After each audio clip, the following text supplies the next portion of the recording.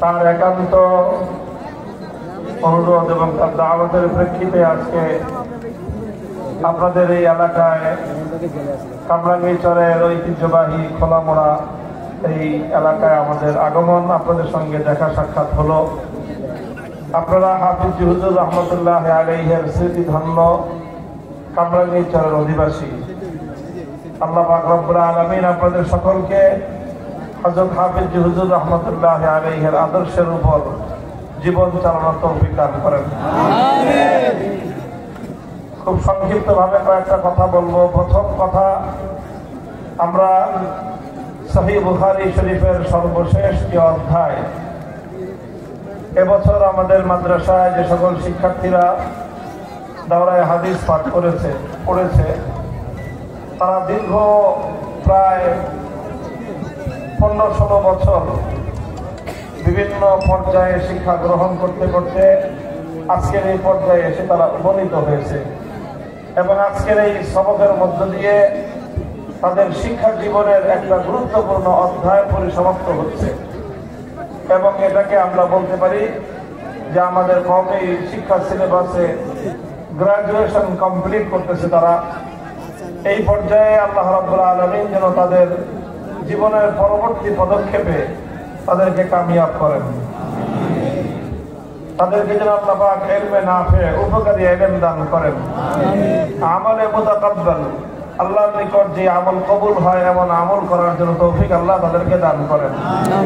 যেই শিক্ষাটা তারা অর্জন করলো এই শিক্ষাটা যেন তাদের জীবনে এবং সমাজে তারা বাস্তবায়ন করতে পারে, আল্লাহ তাদেরকে সেই হিম্মত এবং সেই তৌফিক দান করুন।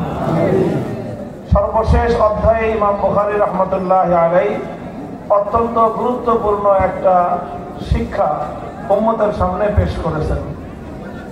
মূল বিষয়টা হলো কিয়ামতের দিন মানুষের আমল ওজন হবে। মানুষের আমল কি হবে? ওজন হবে। এখন একদল মানুষ আছে যে তারা সবসময় যুক্তির পিছনে ছুটে, তারা তাদের নিজের বুদ্ধি আর বিবেকের পিছনেই ছুটে।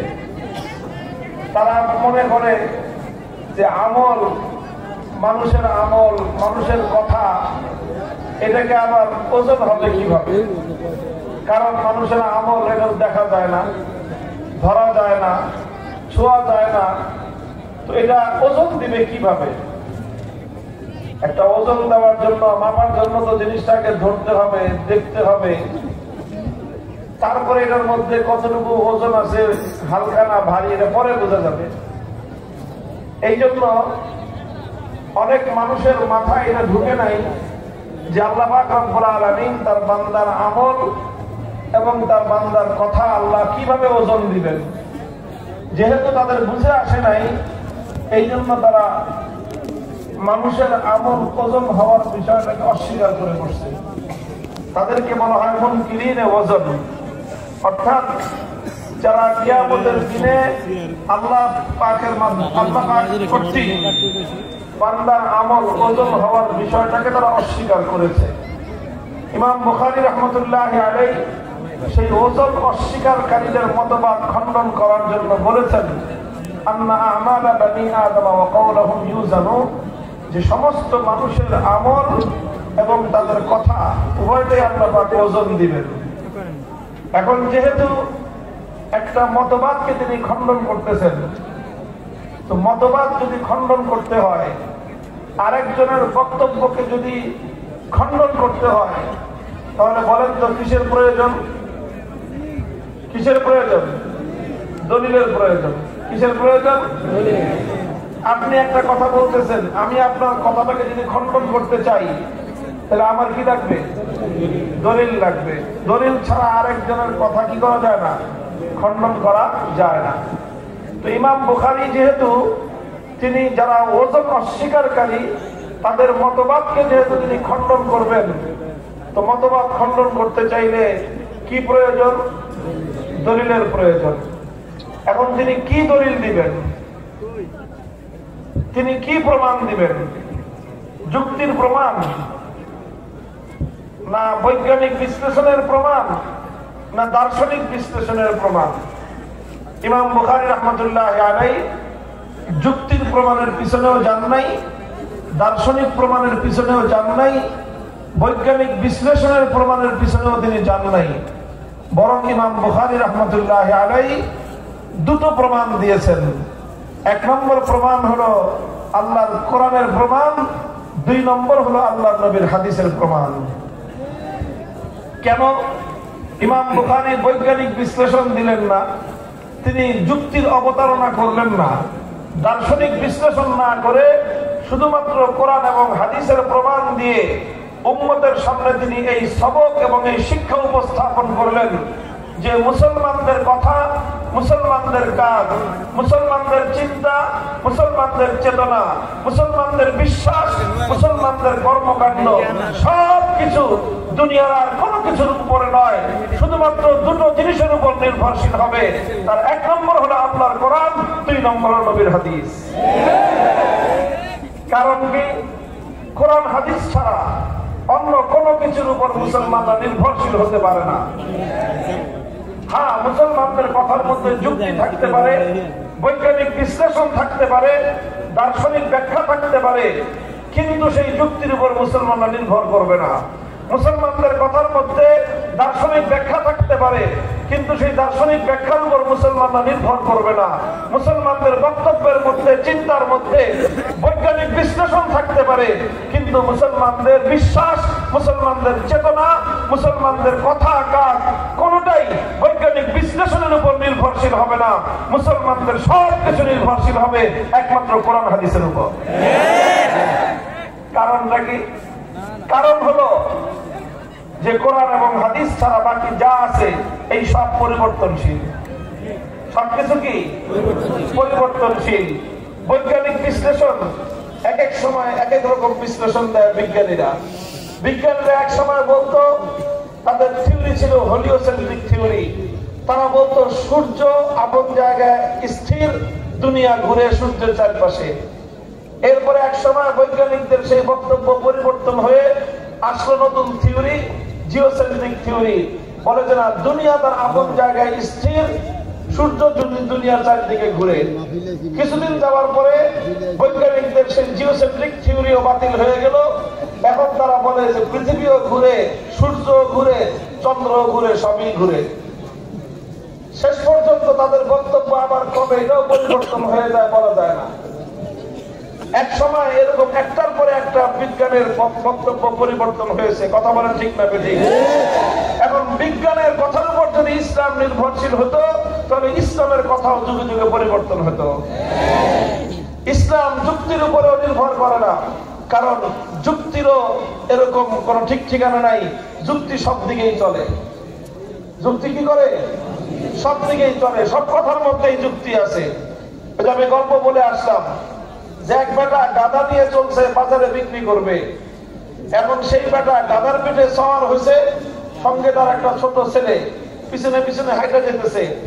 কিছুদূর যাওয়ার পর একদল মানুষের সঙ্গে দেখা। তারা বলে যে দেখো লোকটা কত বড় পাষণ্ড, ছোট পোলারে হাঁটায় নেয়, বুঝা বেটা গাড়ির গাধায় সওয়ার হয়ে যায়। লোকটা চিন্তা করলো কথার মধ্যে কি আছে? যুক্তি আছে। এই জন্য সে নিচে নেমে ছোট পোলারে গাধার পিঠে সওয়ার করে দিছে। এখন ছোট পোলা গাধায় সওয়ার হয়ে যায়, বাপ পিছে পিছে হেঁটে যায়। কিছুদূর যাওয়ার পর 2 নম্বর গ্রুপের সঙ্গে দেখা। ওরা বলে দেখো ছেলেটা কত বড় বেয়াদবের বেয়াদব, বাপে হেঁটে যায়, পোলা গাধায় সওয়ার হয়ে যায়। লোকটা চিন্তা করলো যে কথার মধ্যে কি আছে? যুক্তি আছে। এখন বাপ বেটা 2 জন গাধার পিঠে সওয়ার হলো। কিছুদূর আগানোর পর 3 নম্বর গ্রুপের সঙ্গে দেখা। ওরা বলে দেখো বাপ বেটা কত বড় পাষণ্ডের পাষণ্ড, ছোট্ট একটা গাধা, এর পিছে পিঠে বাপ বেটা 2 জন সওয়ার হয়ে পড়ছে। লোকটা বললো যে কথার মধ্যে যুক্তি আছে। এখন বাপ বেটা দুজন নামছে, বাপ বেটা দুজন হেঁটে যায়, গাধাও হেঁটে যায়। 4 নম্বর গ্রুপের সঙ্গে দেখা। তারা বলে যে দেখ 3টা গাধা হেঁটে যায়। আসল গাধা একটা আছে, লগে বাপ বেটা 2 গাধা। বাপ বেটা 2 গাধা হলো কেমনে? তোমাদের সাথে একটা বাহন আছে, তো বাহন যেহেতু আছে, হয় তুমি আরোহণ করো, না হয় তোমার পোলারে আরোহণ করাও। বাহন থাকতে যে হাইটে যায় বেটা গাধা ছাড়া আর কি। এখন লোকটা চিন্তা করে যে করবো কি? আমি একা আরোহণ করলাম, হইলাম নির্দয় বাপ। পোলারে আরোহণ করাইলাম, ও হইল বেয়াদব। 2 জন আরোহণ করলাম, হইলাম পাষণ্ড। দুজন নামলাম, হইলাম গাধা। এখন বলেন যেদিকেই যাবে সেদিকে যুক্তি আছে না নাই? যুক্তির তাড়নায় লোকটা বিরক্ত হয়ে শেষ পর্যন্ত গাদা নাড়ে দিছে, ছেড়ে গাদা নাচতে নাচতে চলে গেছে জঙ্গলে। খালি হাতে বাড়িতে ফিরছে, বাজারে বিক্রি করে গাদা বিক্রি করে টাকা নিয়ে আসার কথা। বেগম সাহেবা বাড়িতে অপেক্ষা করতেছে যে 10,000 12,000 টাকা নিয়ে আসবে গাদা বিক্রি করে। জিজ্ঞাসা করছে গাদা বিক্রি করছো কয় টাকায়? কয় গাদা তো বেশি নাই। তো কি করছো? কয় যুক্তির পাল্লায় পড়ে মাথা খারাপ হয়ে গেছে, গাদা ছেড়ে দিছি। এখন মহিলা এমন টাকা খেপছে, বলছে যে তাড়াতাড়ি যাও, গাদা খুঁজে তালাশ করে বিক্রি করে টাকা নিয়ে আসবা। এর আগে যদি বাড়িতে আসছো, ঝাঁটার বাড়ি একটা মাটিতে পড়বে না। ঝাঁটা ছিলেন আপনারা? কারে কয়? ঝাড়ুরে কয়, ঝাড়ু। তো ভাই, যারা এরকম ভাবে আল্লাহর কোরআন এবং নবীর হাদিস বাদ দিয়ে জীবনটা যুক্তির পিছনে পিছনে ছুটাবে, শেষ বিচারে তাদের কপালে ঝাঁটার বাড়ি ছাড়া কিছুই জুটবে না। এই জন্য ইসলাম বলে যুক্তির পিছনে ছুটো না, দার্শনিক বিশ্লেষণের পিছনে ছুটো না, বৈজ্ঞানিক বিশ্লেষণের পিছনে যেও না। তুমি যদি তোমার জীবনকে কোন একটা মজবুত ভিত্তির উপর দাঁড় করাতে চাও, তুমি যদি তোমার জীবনের চিন্তা চেতনাকে মজবুত বুনিয়াদের উপর দাঁড় করাতে চাও, তুমি যদি তোমার কর্মকাণ্ডকে নির্ভুল বুনিয়াদের উপর পরিচালনা করতে চাও, তুমি যদি তোমার জীবনকে সঠিক ধারায় পরিচালনা করতে চাও, একমাত্র বুনিয়াদ হলো আল্লাহর কোরআন এবং নবীর সুন্নাহ।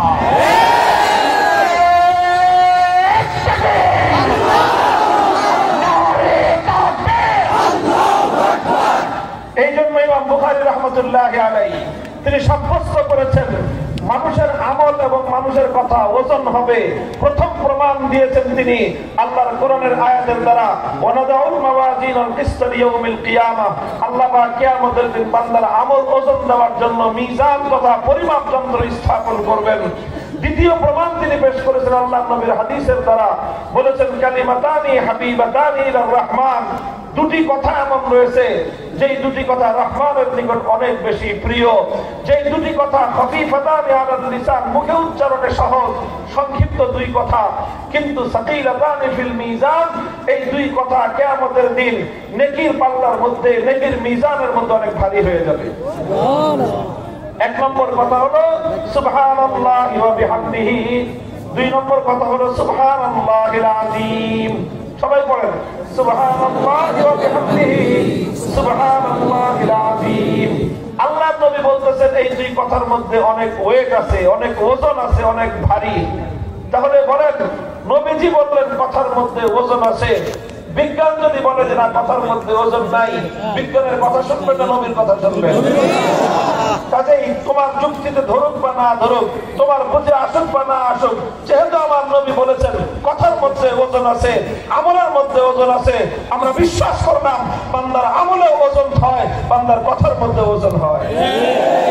কোরআন হাদিসের দ্বারা যেহেতু প্রমাণ হলো মানুষের আমলের ওজন আছে, মানুষের কথার ওজন আছে, মানুষের সব কিছুর মধ্যে, মানুষের অ্যাক্টিভিটি, সারা জিন্দগির প্রত্যেকটা আমল, প্রত্যেকটা কথা, এমনকি প্রত্যেকটা নিয়তের সিদ্ধান্ত, সবগুলোর মধ্যে ওয়েট আছে, ওজন আছে। আল্লাহ পাক এটা ওজন দিয়ে প্রত্যেকটা মানুষের ব্যাপারে আল্লাহ চূড়ান্ত সিদ্ধান্ত গ্রহণ করবেন। তাহলে ইমাম বুখারী প্রধান শিক্ষা উম্মতের জন্য, হে উম্মত, তুমি বিশ্বাস করবা কোনটাকে? কোরআন যেটা বলবে সেটাকে। তুমি বিশ্বাস করবা কোনটাকে? আল্লাহ নবীর হাদিস বলবে যেটা, তুমি বিশ্বাস করবা সেটাকে।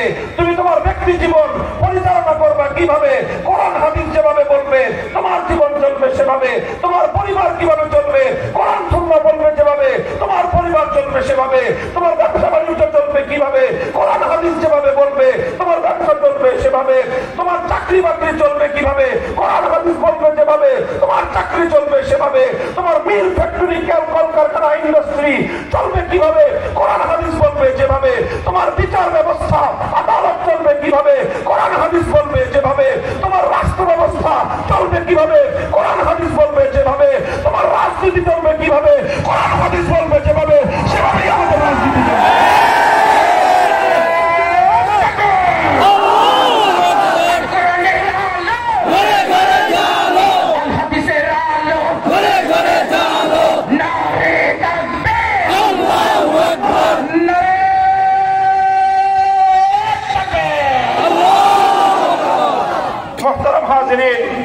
এই জন্য আমাদের সকলের কাছে যদি আপনি সঠিক বুনিয়াদের উপর নিজের জীবন চালাতে চান,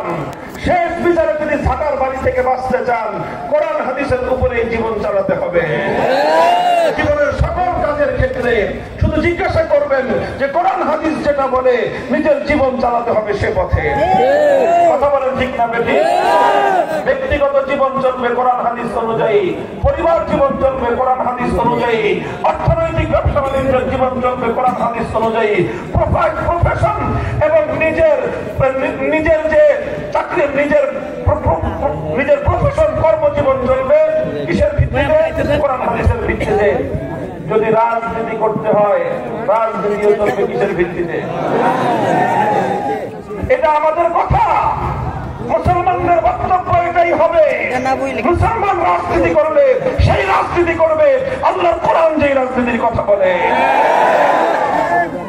অনেকে মনে করে যে কোরআন হাদিস শুধুমাত্র মসজিদের মিলাদ শরীফের কথা বলে। অনেকে মনে করে কোরআন হাদিস শুধুমাত্র মানুষ মারা গেলে মিলাদ শরীফের কথা বলে। অনেকে মনে করে কোরআন হাদিস শুধুমাত্র মানুষকে নামাজ রোজা হজ যাকাত ইবাদতের কথাই বলে। না, কোরআন হাদিস যেভাবে ইবাদতের কথা বলে, কোরআন হাদিস যেভাবে নামাজ রোজার কথা বলে, কোরআন হাদিস যেভাবে মানুষের মৃত্যুর পরে ঈসানে সওয়াবের কথা বলে, কোরআন হাদিস যেভাবে মানুষের মুক্তির পরবর্তী জিন্দেগিতে তার মুক্তির কথা বলে, মৃত্যুর পরবর্তী জিন্দেগিতে কোরআন হাদিস যেরকম মানুষকে মুক্তির পথ দেখায়, আখিরাতে যেরকম কোরআন হাদিস মানুষকে মুক্তির পথ দেখায়, এই জমিনের উপরেও যদি মানব সমাজের শান্তি কায়েম করতে হয়, মুক্তির নিরাপত্তা দিতে হয়, উম্মতে মুসলিমা যদি মাথা উঁচু করে দাঁড়াতে চায়, মুসলমানরা যদি ইজ্জতের জিন্দেগিতে চলতে চায়, কোরআন হাদিস ছাড়া সমাজ, রাষ্ট্র, রাজনীতি চালানো ছাড়া বিকল্প কোনো পথ নয়।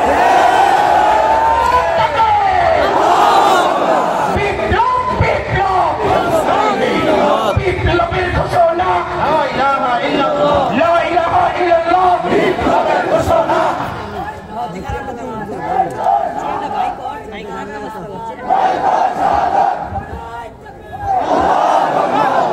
মুহতারাম হাজিরিন, রাজনীতির কথাটা এই জন্য বলি, বিশেষভাবে বলি, কারণ এটা নিয়ে আমাদের সমাজে বিভ্রান্তি সবচেয়ে বেশি। আপনি ব্যক্তিগতভাবে ইসলাম পালন করতে চান, সবাই আপনাকে উৎসাহিত করবে যে ভালো নামাজ পড়ে, পুরোটা ভালো। কথা বলেন। আপনার পরিবারকে আপনি ইসলাম মতো চালাইতে চান, পর্দা পরিষ্কার করে আপনার বিবি সাহেব, আপনার বোনেরা মানুষ ভাবে বলবে যে পর্দা পরিষ্কার করে চলে। আপনি ব্যবসা বাণিজ্যে চুরি চামারি করেন না, সুদ খায়েন না, ঘুষ খায়েন না, সবাই ভালো বলবে যে লোকটা ভালো আছে, 2 নম্বরই করে না, ধোকাবাজি করে না, 2 নম্বর মাল দেয় না, ওজনে ঠকায় না, সুদ খায় না, মানুষের সাথে মানে মানুষকে ঠকায় না, সবাই ভালো বলবে।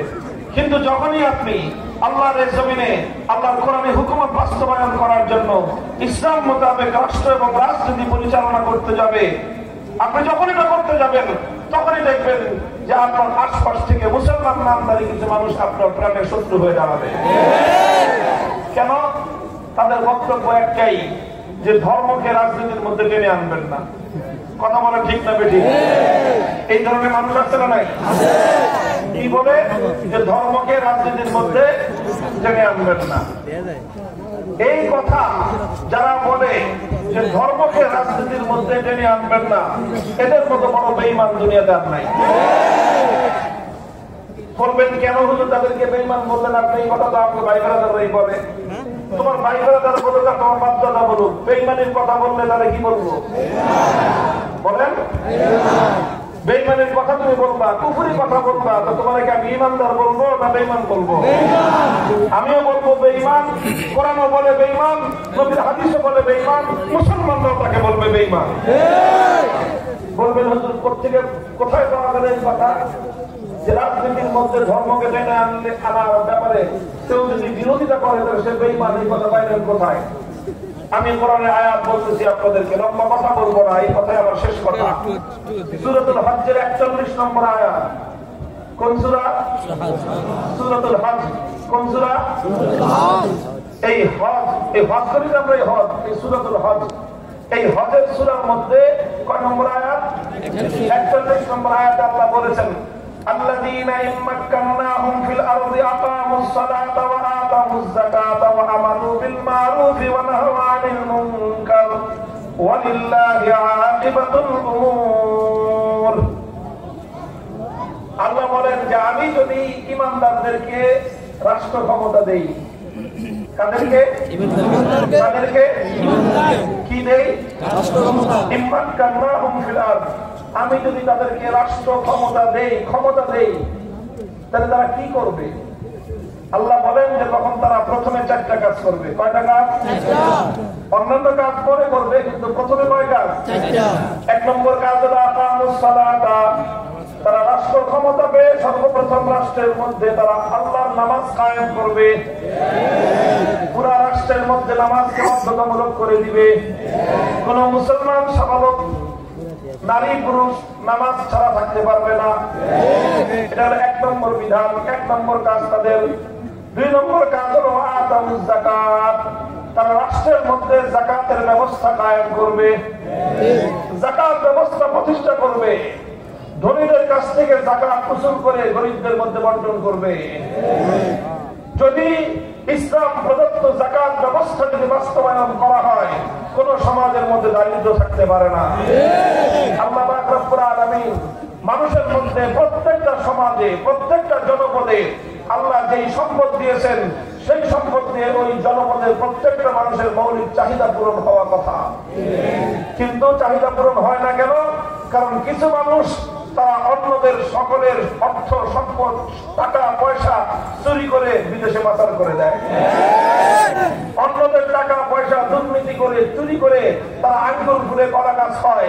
তারা শত শত হাজার হাজার মানুষের সম্পদ একীভূত করে চুরি করে নিজেরা পাহাড়ের সম্পদের পাহাড় করে তোলে। আর তাদের সেই সম্পদের পাহাড়ের নিচে দরিদ্র মানুষটা চাপা পড়ে তারা চাপটা হয়ে যায়। এই জন্য আল্লাহ বলেন যে আমি যদি ঈমানদারদেরকে ক্ষমতা দেই, 2 নম্বর কাজ তারা করবে, গোটা সমাজের মধ্যে যাকাত ব্যবস্থা প্রতিষ্ঠা করবে। 3 নম্বর কাজ করবে ওয়া আমারু বিল মারুফ, তারা সমাজের প্রত্যেকটা মানুষকে সৎ কাজের আদেশ দিবে। 4 নম্বর কাজ হলো ওয়া নাহাউ আনিল মুনকার, তারা মানুষকে শরীয়ত বর্হিত কাজ, শরীয়তের যে সমস্ত নিষিদ্ধ কাজ আছে, সেই অন্যায় কাজ থেকে তারা মানুষকে নিষেধ করবে। কাজ কয়টা হলো? নামাজ কায়েম করা, যাকাত বাস্তবায়ন করা, সৎ কাজের আদেশ দেওয়া, অন্যায় এবং অসৎ কাজে নিষেধ করা। আল্লাহ বলতেছেন ঈমানদাররা রাষ্ট্র ক্ষমতা পেলে এই 4টা কাজ করবে। আচ্ছা, এবার আপনারা বলেন, নামাজ কায়েম করা ধর্মের কাজ কিনা? যাকাত বাস্তবায়ন করা ধর্মের কাজ কিনা? তো আল্লাহ বলতেছেন আমি তাদেরকে রাষ্ট্র ক্ষমতা দিলে তারা ধর্মের কাজ করবে। তো যারা বলে রাষ্ট্র ক্ষমতার সঙ্গে, রাষ্ট্রের সঙ্গে ধর্মের সম্পর্ক নাই, তারা আল্লাহর কোরআনের বিরুদ্ধে কথা বলবো না পক্ষে কথা বলবো? এবার আপনারাই ফয়সালা করেন। কোন ব্যক্তি যদি আল্লাহর বিরুদ্ধে কথা বলে, কোন ব্যক্তি যদি আল্লাহর কোরআনের বিরুদ্ধে কথা বলে, তাকে ঈমানদার বলবেন না বেঈমান বলবেন? ও শুধু বেঈমান না, বরং সবচেয়ে বড় বেঈমান। কারণ সে আল্লাহর বিরুদ্ধে চালন করেছে, সে আল্লাহর কোরআনের বিরুদ্ধে অবস্থান নিয়েছে। এই জন্যই আমরা বলি কোন মুসলমান কোনদিন ধর্মনিরপেক্ষ হতে পারে না। হিন্দু ধর্মনিরপেক্ষ হতে পারে, সেকুলার ধর্মনিরপেক্ষ হিন্দু হতে পারে, একজন খ্রিস্টান সেকুলার বা ধর্মনিরপেক্ষ হতে পারে, একজন বৌদ্ধ সেকুলার বা ধর্মনিরপেক্ষ হতে পারে, কিন্তু একজন মুসলমান কোনদিন ধর্মনিরপেক্ষ সেকুলার হতে পারে না। কারণটা কি? কথাটা ভালো করে বুঝেন যে হিন্দু, বৌদ্ধ, খ্রিস্টান সেকুলার বা ধর্মনিরপেক্ষ হতে পারে, কিন্তু মুসলমান কেন ধর্মনিরপেক্ষ হতে পারে না? এই প্রশ্নের জবাব সবাই ভালো করে লক্ষ্য করে বুঝেন।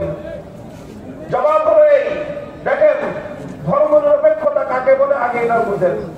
ধর্মনিরপেক্ষতা, সেকুলারিজমের মূল অর্থ হলো রাষ্ট্রের সঙ্গে কোন ধর্মের সম্পর্ক চলবে না। সেকুলারিজমের অর্থ কি? রাষ্ট্রের সাথে ধর্মের সম্পর্ক চলবে না। এখন সেকুলারিজম যদি কেউ মানতে চায়, তাহলে রাষ্ট্রের সঙ্গে ধর্মের সম্পর্ক রাখা যাবে না। একজন হিন্দু সেকুলার হতে পারে, কেন পারে? কারণ সেকুলার হতে গেলে তাকে হিন্দু ধর্মের কোন আদেশ অমান্য করতে হবে না। কেন অমান্য করতে হবে না?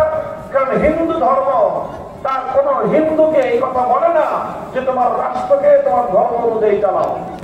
এই জন্য একজন হিন্দু সে তার ধর্মের অনুসরণ করতে পারে, আবার সে সেকুলারও হতে পারে, ধর্মনিরপেক্ষ হতে পারে।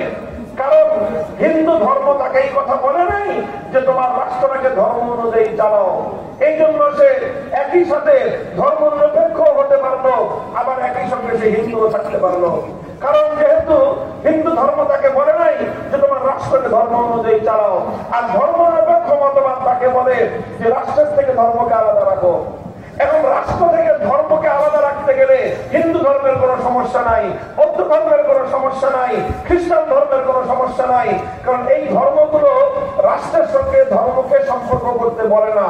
কিন্তু ইসলাম বলে তুমি যদি মুসলমান হও, রাষ্ট্র ক্ষমতা পাও, তো রাষ্ট্রকে ধর্মের আন্ডারে চালাইতে হবে। এই জন্য হিন্দু ধর্ম নিরপেক্ষ হতে পারে, বৌদ্ধ ধর্ম নিরপেক্ষ হতে পারে, খ্রিস্টান ধর্ম নিরপেক্ষ হতে পারে, মুসলমান ধর্ম নিরপেক্ষ হতে পারে না। কেমনে পারবে? কারণ তার সামনে দুইটা আদর্শ। একটা আদর্শ হলো ইসলামের আদর্শ, আরেকটা আদর্শ হলো ধর্ম নিরপেক্ষতার আদর্শ। ধর্ম নিরপেক্ষতা বলবে রাষ্ট্রের সঙ্গে ধর্মকে জড়ায় না, ইসলাম বলবে রাষ্ট্র যেন ধর্মের বাইরে যেতে না পারে। এখন আপনি হয় যে কোনো একটা মানতে পারবেন, দুইটা মানতে পারবেন না। কথা বলে ঠিক না বেঠিক? একজনে বললো তুই ঘরের ভিতরে থাকবি, আরেকজনে বললো তুই খবরদার ঘরের ভিতরে থাকবি না, বাইরে যা। আপনি দুইটা কথা একসঙ্গে মানতে পারবেন? বুঝেন না এই কথা? আপনাকে একজনে বললো খবরদার ঘরের ভিতর থেকে বাইরে হবি না, আরেকজনে বললো খবরদার ঘরের ভিতরে থাকবি না। এই দুইটা কথা একসঙ্গে মানা যায়? যে কোনো একটা মানতে হবে, আরেকটা কথা অমান্য করতে হবে। কথা বলে ঠিক না বেঠিক? এখন ইসলাম বললো রাষ্ট্র ধর্মের বাইরে চলবে না, ধর্ম নিরপেক্ষ মতবাদ বললো রাষ্ট্রের সঙ্গে ধর্মের সম্পর্ক চলবে না। এখন আপনি যে কোনো একটা মানবেন, দুইটা একসঙ্গে মানতে পারবেন না।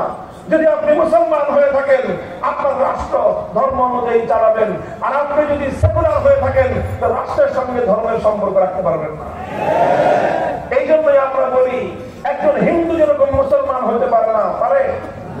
একসঙ্গে একটা মানুষ হিন্দু আবার মুসলমান হতে পারে? একসঙ্গে একটা মানুষ বৌদ্ধ আর মুসলমান হতে পারে? একসঙ্গে একটা মানুষ খ্রিস্টান আর মুসলমান হতে পারে? একসঙ্গে একটা মানুষ যেরকম হিন্দু আর মুসলমান হতে পারে না, একসঙ্গে একটা মানুষ যেরকম বৌদ্ধ আর মুসলমান হতে পারে না, একসঙ্গে একটা মানুষ যেরকম খ্রিস্টান আর মুসলমান হতে পারে না, ঠিক একইভাবে একসঙ্গে একটা মানুষ সেকুলার আর মুসলমান হতে পারে না।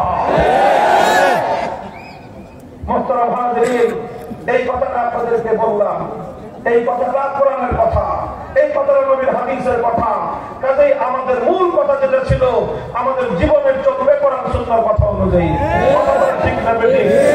মুসলমানদের সমাজ থেকে, মুসলমানদের রাষ্ট্র এবং রাজনীতি থেকে আল্লাহর কোরআন এবং নবীর সুন্নাহ তথা ইসলামকে মাইনাস করার জন্য ধর্ম নিরপেক্ষ মতবাদ বাংলাদেশে যারা আবিষ্কার করেছে তারা ইসলামের বড় দুশমন।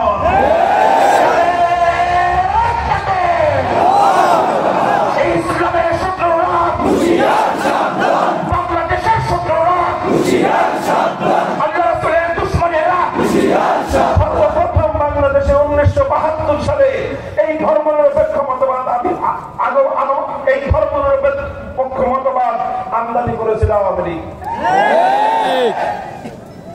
এই জন্য আমি বলি আওয়ামী লীগের গোড়া থেকে মাথা পর্যন্ত, আগা থেকে গোড়া পর্যন্ত সব মানুষ তারা তাদের দলীয় মতবাদ অনুযায়ী তারা ধর্ম নিরপেক্ষ। আর ধর্ম নিরপেক্ষ হলে দুই অবস্থা। কয় অবস্থা? বুঝে শুনে ধর্ম নিরপেক্ষ, তাহলে সে বেঈমান। আর যদি সে মুসলমান হয়ে থাকে তাহলে সে গণ্যমূর্খ। এই দুই অবস্থার বাইরে নাই। কয় অবস্থা? বুঝে শুনে ধর্ম নিরপেক্ষ মতবাদ গ্রহণ করে থাকলে বেঈমান, ঈমান নাই। আর না বুঝে শুনে ধর্ম নিরপেক্ষ মতবাদ গ্রহণ করে থাকলে সে মূর্খ। কাজে এবার এখন তো আওয়ামী লীগ বাংলাদেশে নাই, সামনে আছে না নাই? আসলে তো আছে, গান্ধীরা আছে। হয়তো আবার সামনে তারা বাংলাদেশের রাজনীতিতে আসতে চাইবে, আসার চেষ্টা করবে। আসার যদি চেষ্টা করে থাকেন, আসার আগে এই প্রশ্নের উত্তর নিয়ে আসবেন, আপনারা সেকুলার না মুসলমান? কথা বলেন ঠিক না বেঠিক? যদি আপনি মুসলমান হয়ে থাকেন তাহলে এই মতবাদ ছুড়ে ফেলবেন বুড়িগঙ্গায়। এই কথা আর কোনোদিন বলবেন না রাষ্ট্রের মধ্যে, রাজনীতির মধ্যে ইসলাম চলে না। কাজেই মোহতারাম হাজিরিন, এগুলো আওয়ামী লীগের কথা। আরেকটা দল আছে বিএনপি, ওনাদের জন্য একটা নসিহত করি যে আপনাদের নেতা ক্ষমতায় এসে সর্বপ্রথম কি করেছিল জানেন? বিএনপির নেতা যে কাজটা করেছিলেন, সংবিধান থেকে ধর্মনিরপেক্ষতা বাতিল করে সংবিধানের শুরুতে বিসমিল্লাহ এনেছিলেন আর আল্লাহর উপর অবিচল আস্থা এবং বিশ্বাস যুক্ত করেছিলেন। ইদানিং মনে হচ্ছে যে বিএনপির অনেক লোকজন তাদের নেতার কথা মানে না, তারা এখন আওয়ামী লীগের ধর্মনিরপেক্ষ মতবাদের দ্বারা রাজনীতি করতে চায়। তো বিএনপির যে সমস্ত লোকজন ধর্মনিরপেক্ষ মতবাদের অনুসারী, তারা মূলত বিএনপি নয়, তারা আওয়ামী লীগের দোষর। বিএনপি নেতাদেরকে বলবো, আওয়ামী লীগের দোষরদের থেকে আমার দলটাকে যদি বাঁচাইতে চান, দলকে যদি রক্ষা করতে চান, আওয়ামী লীগের এই ধর্মনিরপেক্ষতার দোষরদের থেকে দলকে মুক্ত করেন। নিজেরা আমল হারাইবেন, ছাড়াও দেবে। কথা বলেন ঠিক না বেটি? আওয়ামী লীগ বিএনপি কি করবে এটা তাদের ব্যাপার। আমরা যারা মুসলমান, আমাদের কথা একটাই, আমাদের জীবন চলবে ইসলাম মোতাবেক, ব্যক্তিগত জীবন চলবে ইসলাম মোতাবেক, পরিবার চলবে ইসলাম মোতাবেক, সমাজ চলবে ইসলাম মোতাবেক, মুসলমানদের দেশ চলবে, মুসলমানদের রাষ্ট্র চলবে, প্রশাসন চলবে, বিচার ব্যবস্থা চলবে আল্লাহর কোরআন নবীর সুন্নাহ মোতাবেক।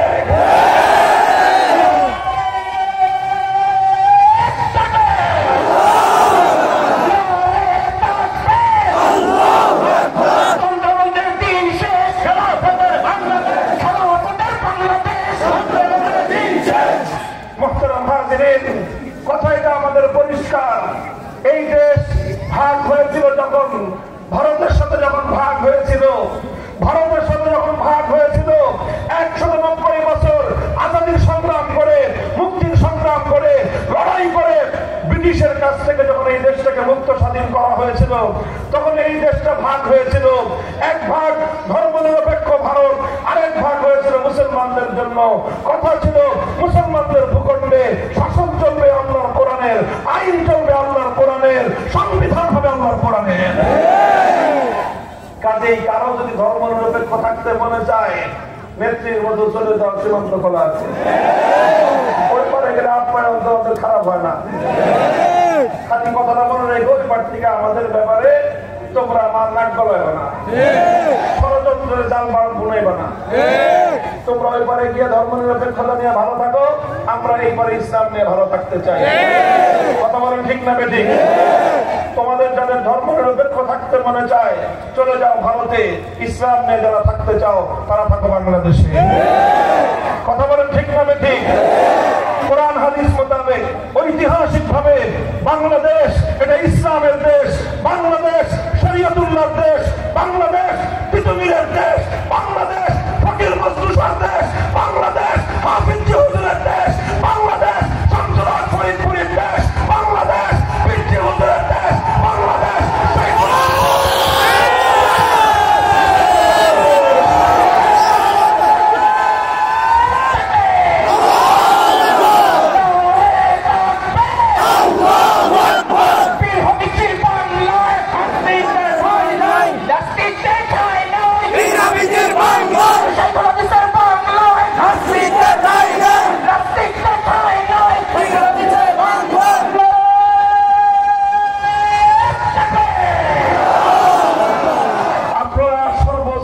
মানুষ রয়েছেন এখানে, বাড়ি ঘরে মা বোনেরা রয়েছেন, সব বয়সের যুবক কিশোর, আমার বৃদ্ধ, সর্বশ্রেণীর বাংলাদেশের আপামর জনতার এই মজমায় আমি আপনাদেরকে একটা কথা উদাত্ত আহ্বান জানাতে চাই। আমরা অনেক রকম বাংলাদেশ দেখেছি।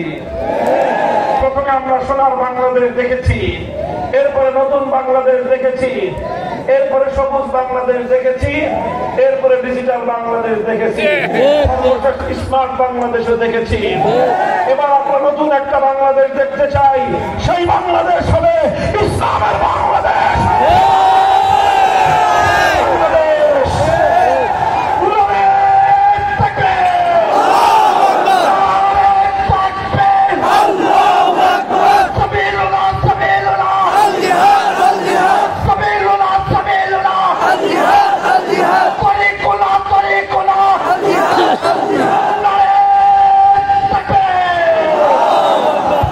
ইসলামের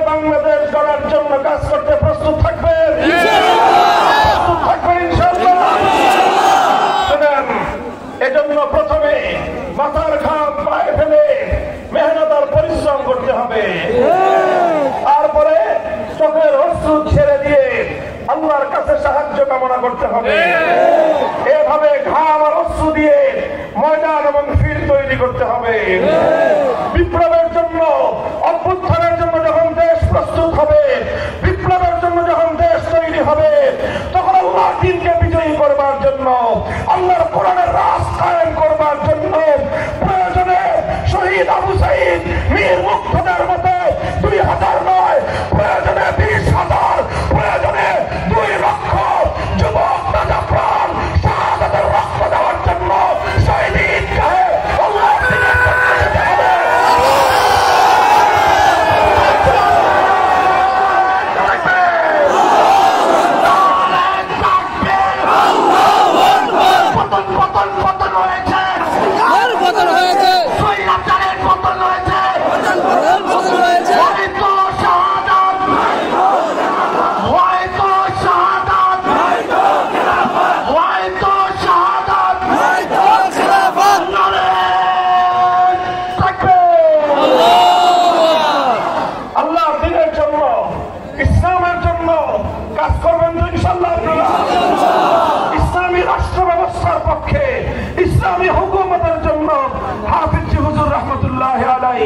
জীবনের শেষ দিনগুলো তিনি মাঠে ময়দানে কাটিয়েছেন। কথা বলেন ঠিক না বেঠিক? সেই হাফিজ হুজুরের জনপদের লোক আপনারা ইনশাআল্লাহ আল্লাহর দ্বীনকে দুনিয়াতে বিজয়ী আদর্শ রূপে প্রতিষ্ঠিত করার জন্য কারা কারা কাজ করবেন আল্লাহকে হাত দেখান, হাত নামান। এটা কি শুধু কথার কথা না অঙ্গীকার? এটা শপথ। কার সাথে? কার সাথে? এই শপথ রক্ষা করার যার যার জিম্মাদারি ইনশাআল্লাহ আল্লাহ পাক কবুল করেন, তৌফিক দান করেন। আমরা যেন এই দেশটাকে আল্লাহর কোরআনের বাংলাদেশ, ইসলামের বাংলাদেশ দেখে যেতে পারি, সে তৌফিক আল্লাহ আমাদেরকে দান করুন। ওয়া আখিরু দাওয়ানা আলহামদুলিল্লাহি রাব্বিল আলামিন। আসসালামু আলাইকুম ওয়া রাহমাতুল্লাহ।